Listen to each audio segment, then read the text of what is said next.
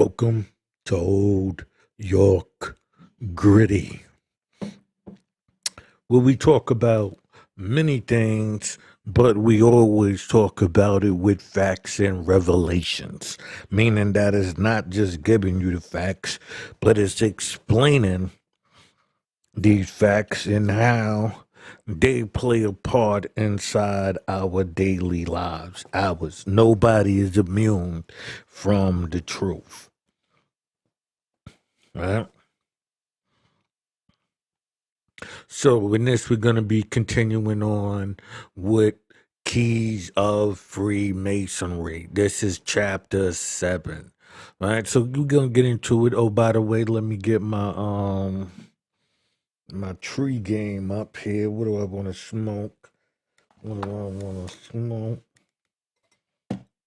Oh, and by the way, thank you for being here. So please don't forget to check out my book, Street Skelzy, Knock 'em Out the Box.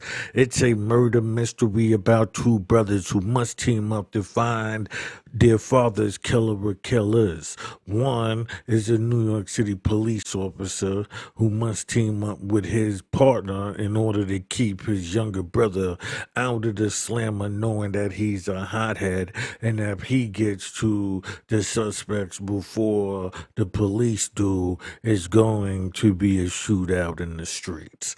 It's a Wild West type of atmosphere, but in a modern day time in the tri-state borough of New York and the 5 boroughs, along with a couple of states along the way. Yes, forgive me if I'm not giving it the greatest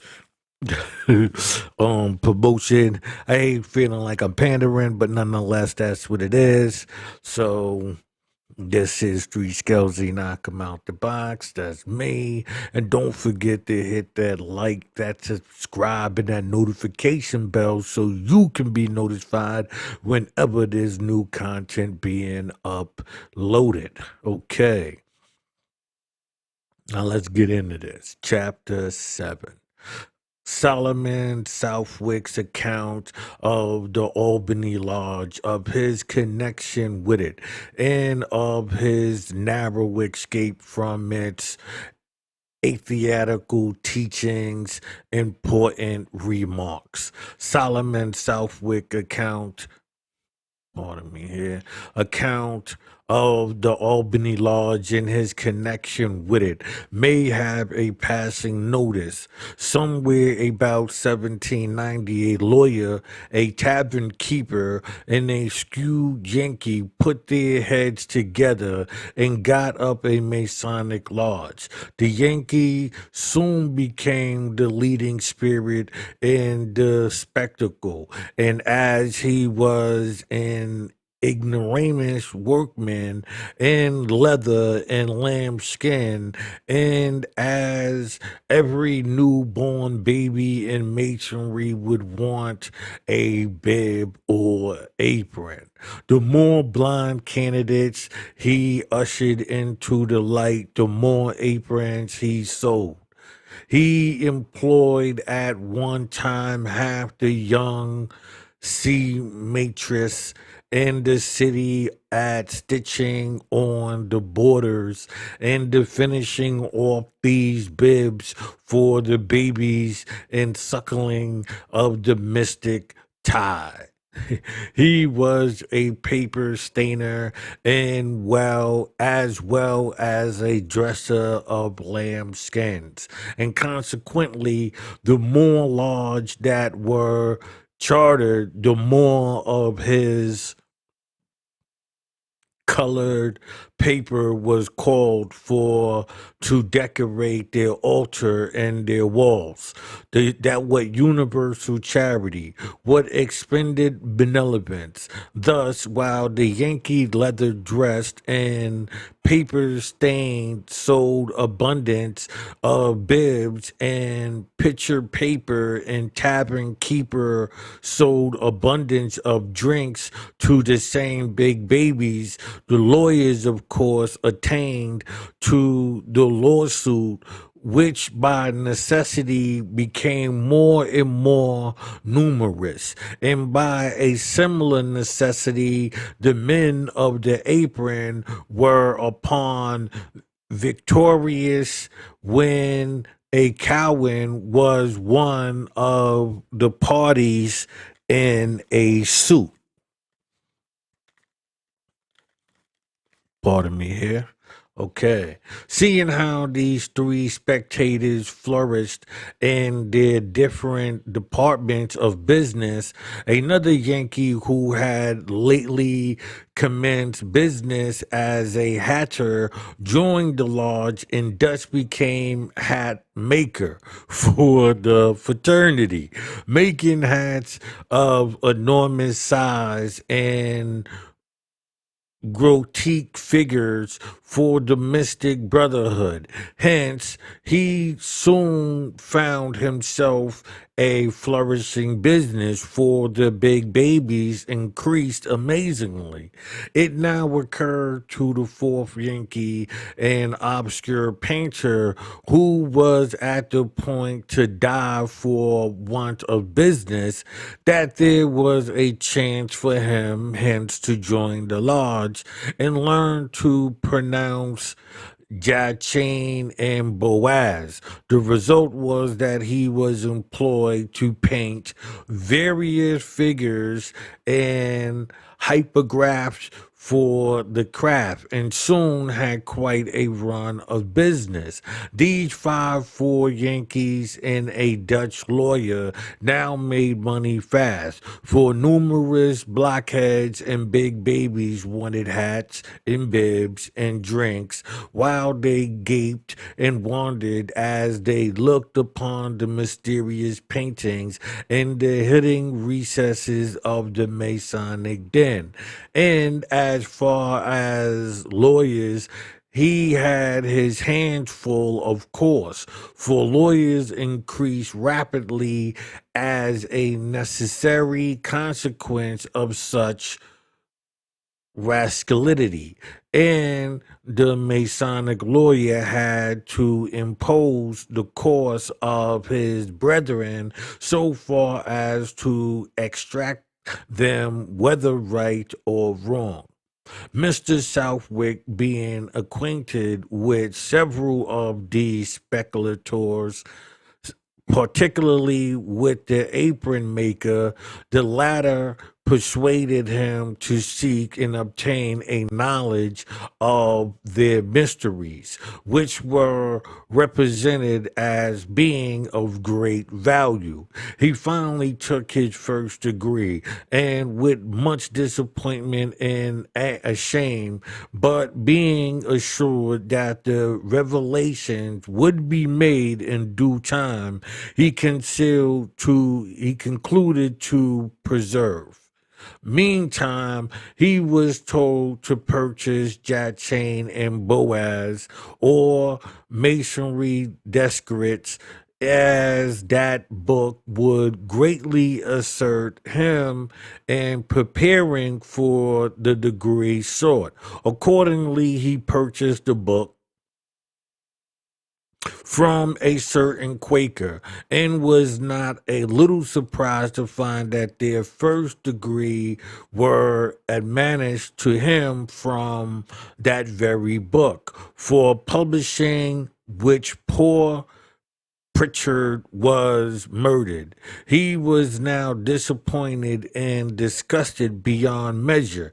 Yet, strange to say, his friend, an apron maker, prevailed upon him to take forth the degree, promising as before the grand revelation would be made. He took it, and it was now formally convinced that the whole was a huge fraud, and resolved never to go a step further, nor did he.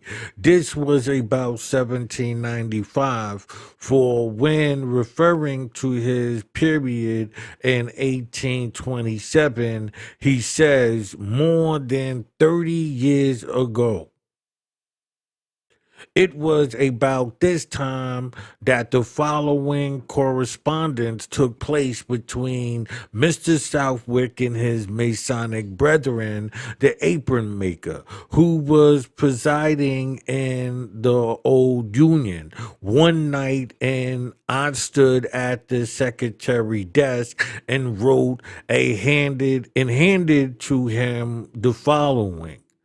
In a garret in Court Street, three mingles, a set of sharpers and asses and noodles well met. Such is the beginning of somewhat lengthy espitale which claws thus. I shall bid you farewell, pardon me, for a parcel of geese.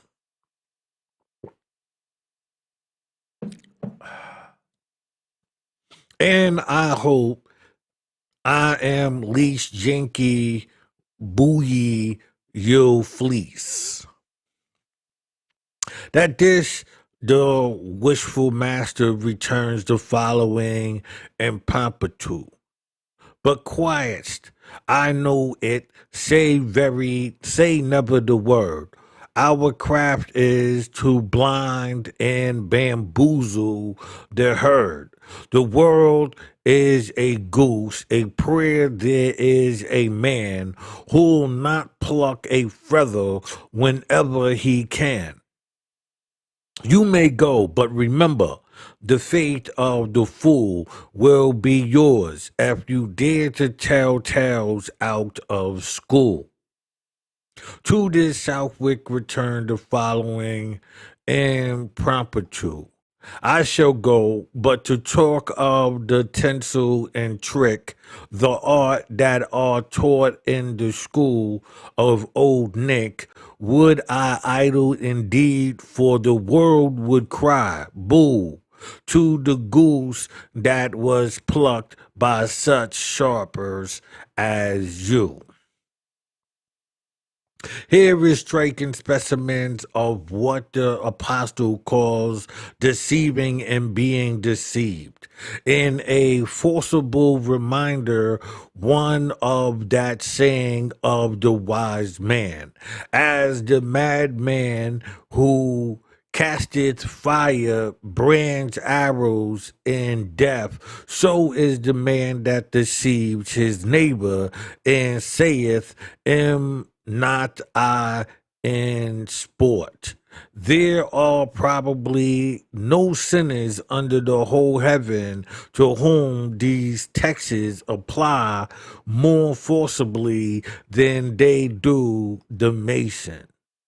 For the purpose of quitting their own conscience and deceiving their neighbors, they are increasingly laughing and dealing out their silly jokes, unless indeed when they are threatening all who dare to speak a word against them in their system.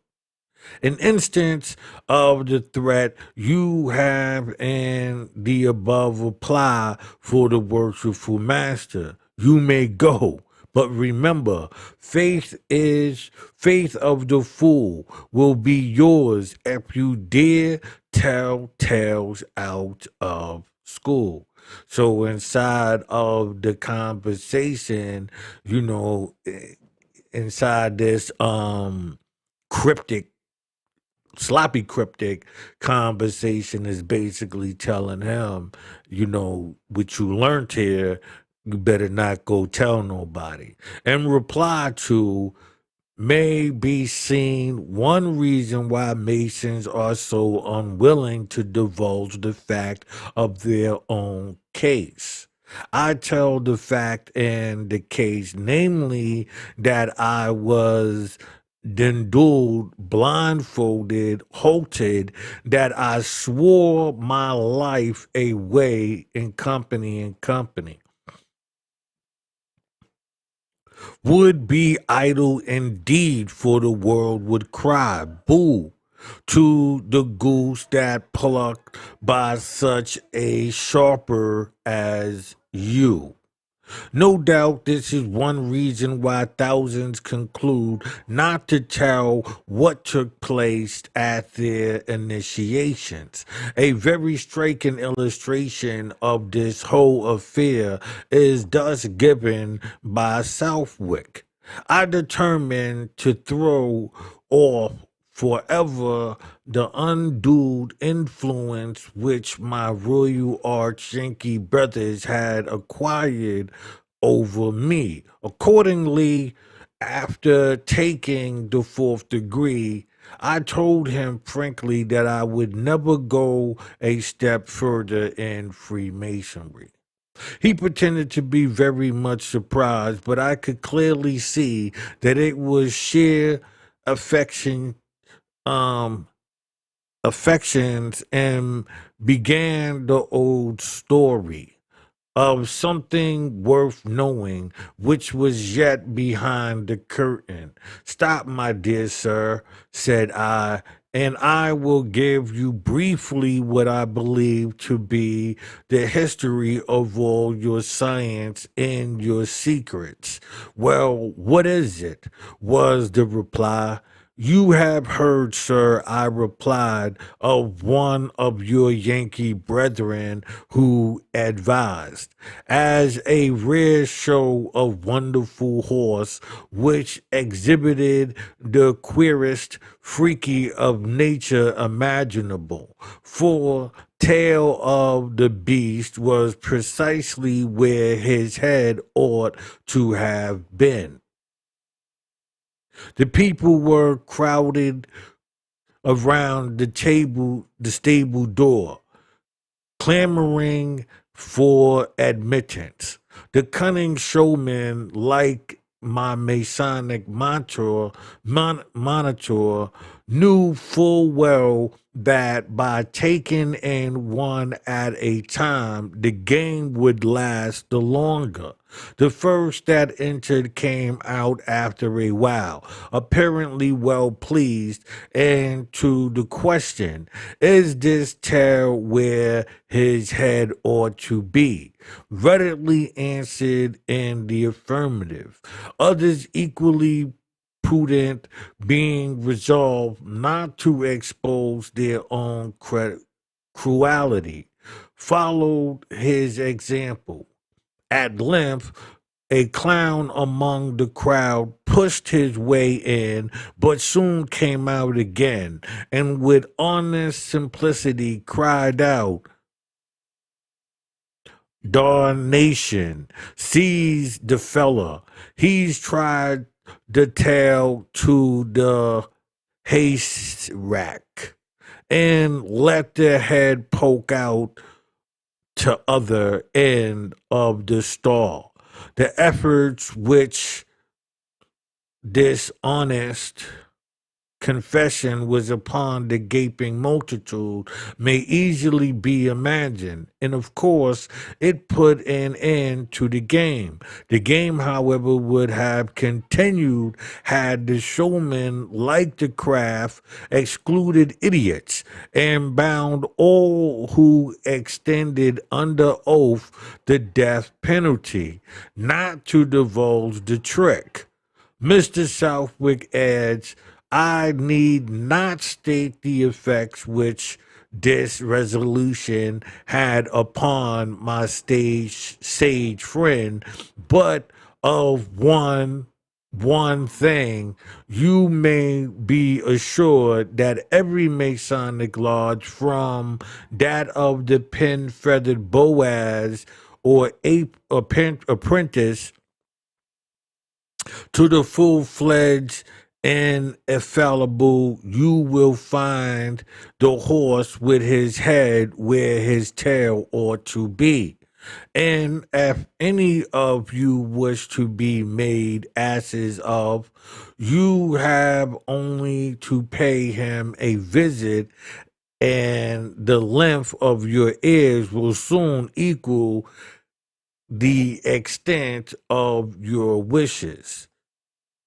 The incited incited, which led Mr. Southwick to discontinue his attendance of the lodge, and he says probably saved him from being a drunkard was this: having procured the book called Jocan and Boaz, as readily stated, he hid it as he supposed from his young wife, but she found it as he might have known in running to his office.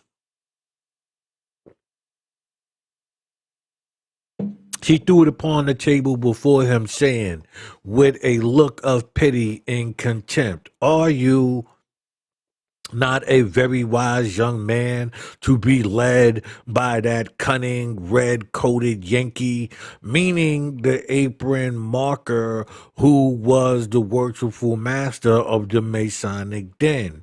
Breadcoat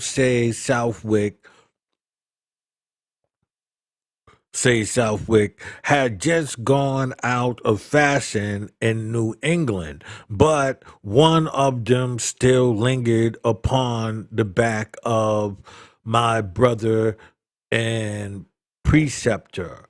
Would that wife of every young Mason had the good sense that was displayed by the wife of Solomon Southwick?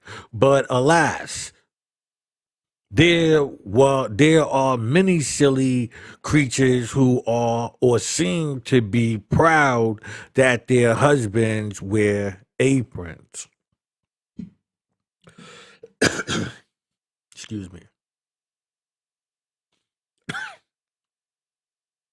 We have seen that the deception and foolery of the lodge had been matters of sport and laughter, while the world was presented as a great goose which every Mason had a right to pluck feathers, that is, deceive and rob all who are foolish enough to follow Masons, thus to pluck them out as many geese. But Mr. Southwick found out that the kind of work is very serious kind of sport. He found out that deceiving and being deceived go together, that honesty is the best of policies after all.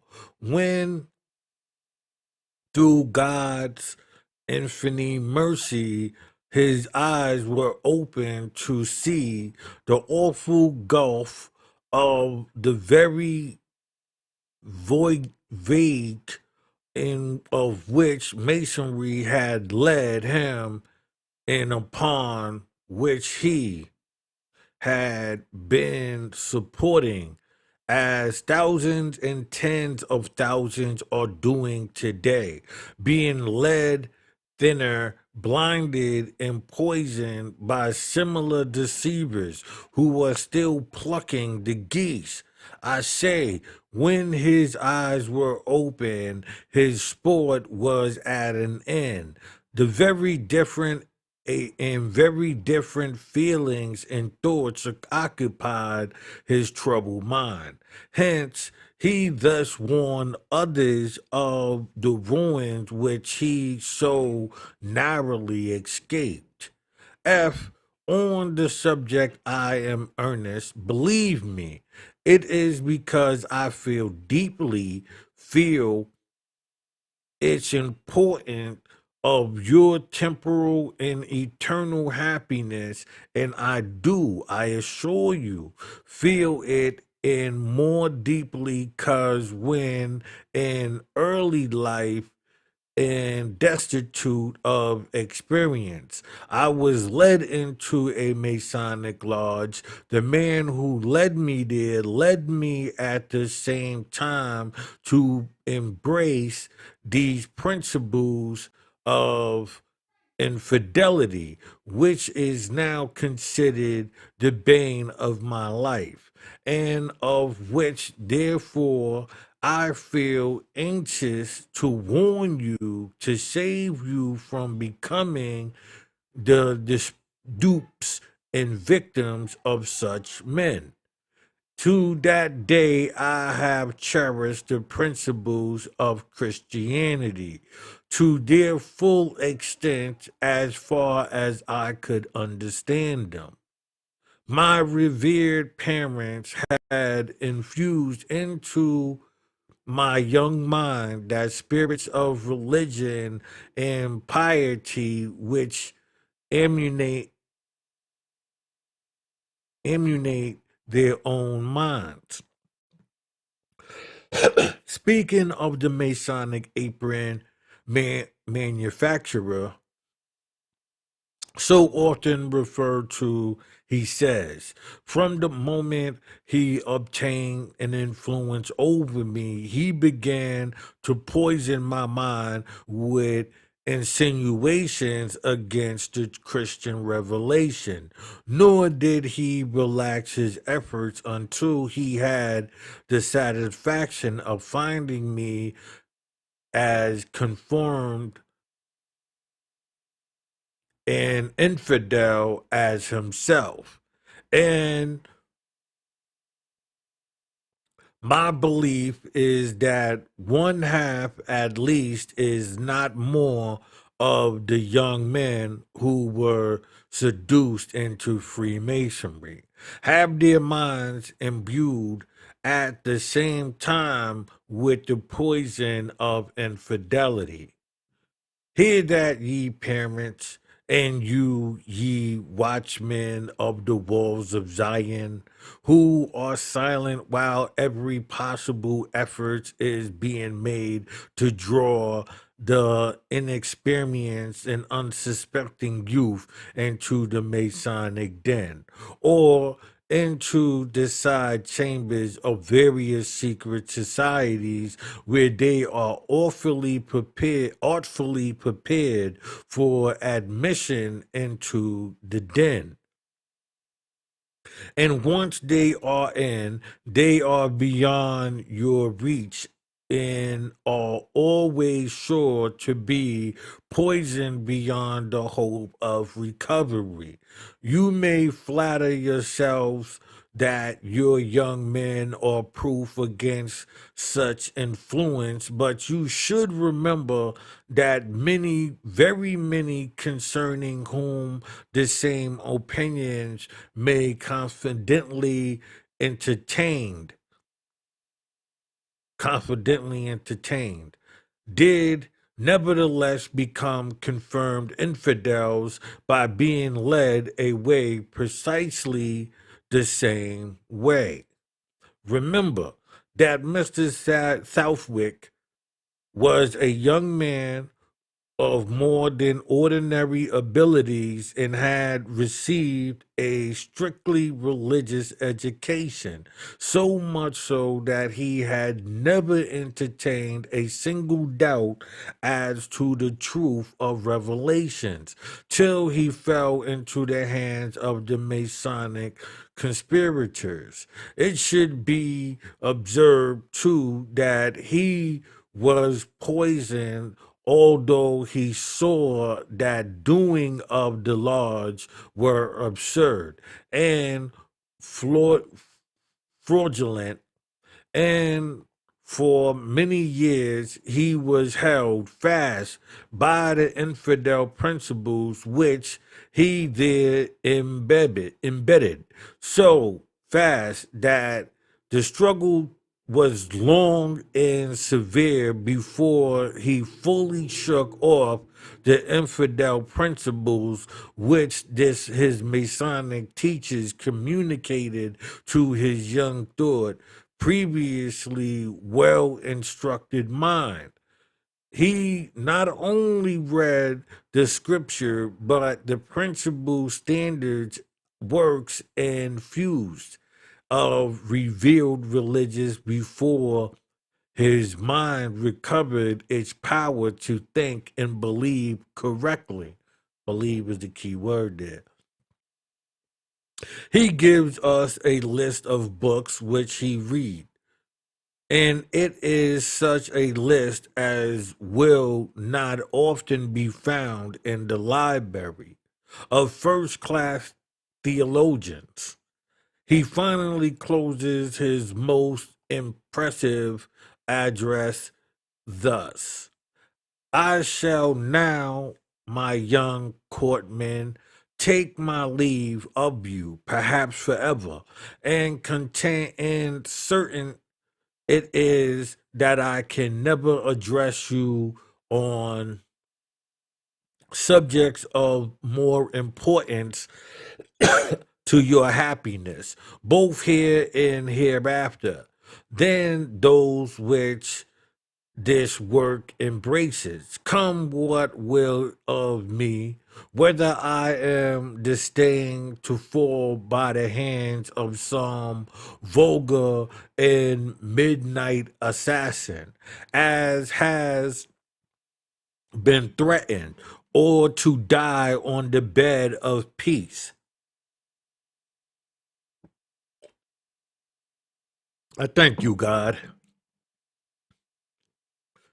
and the utmost sincerity of my soul that He has spread me to draw this priority of a corrupt order. Thus, schemes are as dark as those of the disciples of Loyola, loyal Loyola, and whose discipline is as despotic and dangerous as that of the Inquisition.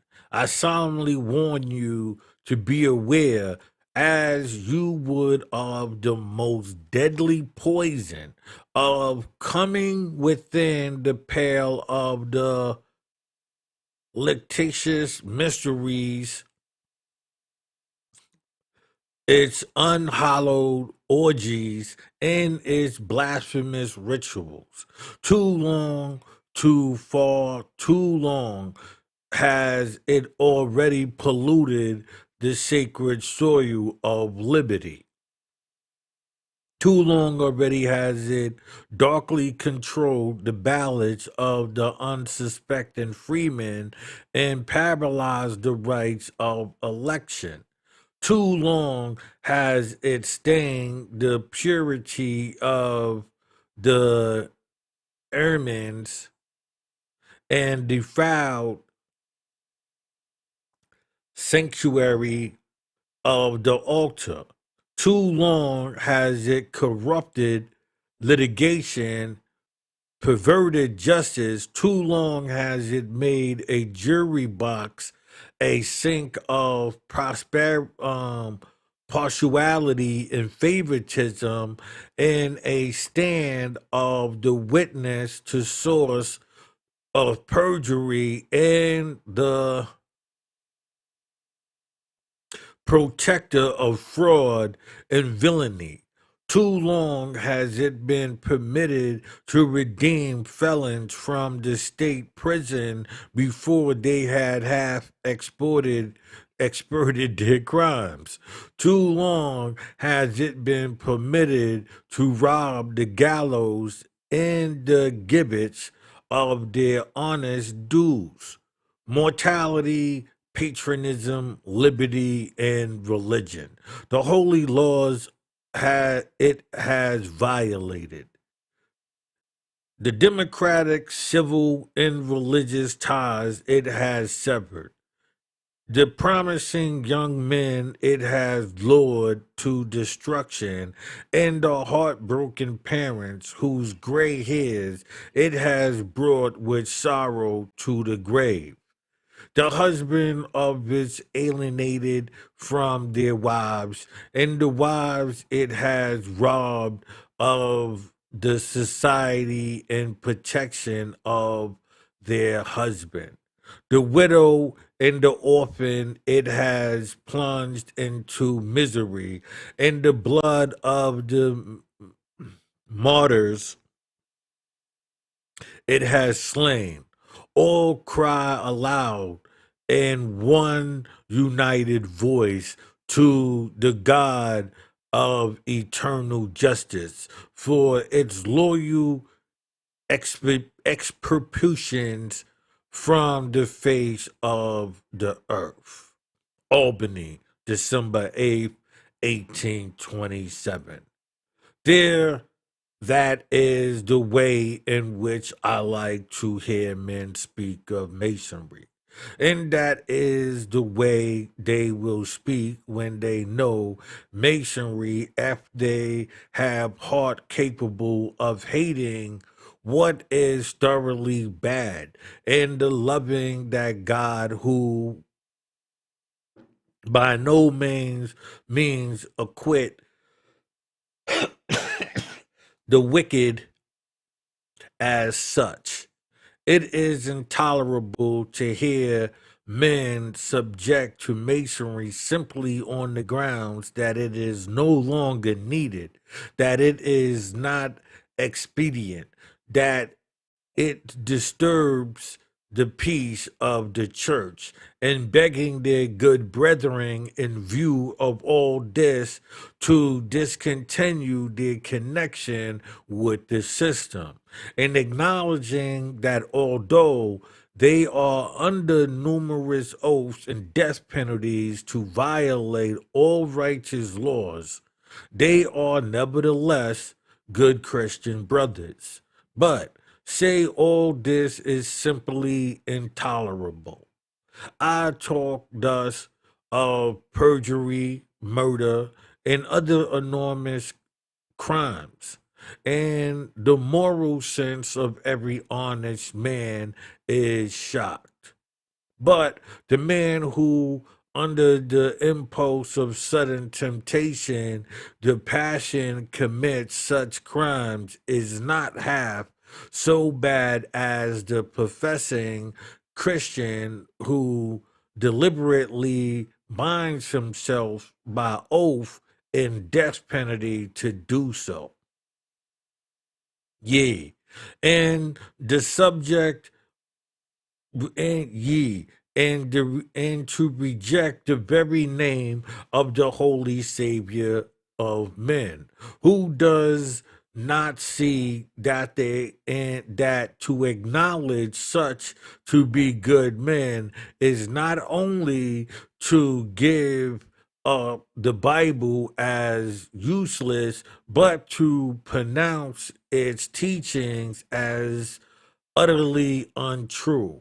And such, in fact, is the conclusion to these abominable ideas are leading thousands and tens of thousands, and that these professingly Christian lands, and such is the end at which Masonry aims and that confessedly as we have shown, but as such are slow to believe this startling fact, we will here subjoin the Masonic pirate story, especially as few may have seen it entire, through many have heard.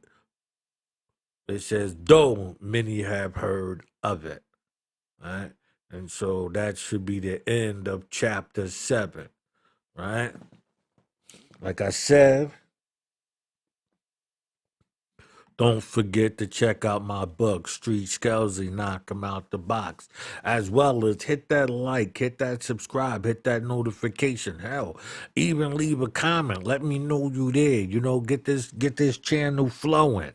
You know what I mean? What I do is try to explain what is going on. Some chapters like this, I believe that is clear. It's basically telling you a system that operates on discrediting you, causing confusion, operating on a system that initiates the young through different organizations and different groups, and and most likely the participants are unaware, and by the time they become aware, they have been so engulfed in that system, it'd be virtually impossible to escape. And I say that to say like a Malcolm X or Dr. Khalid Muhammad, where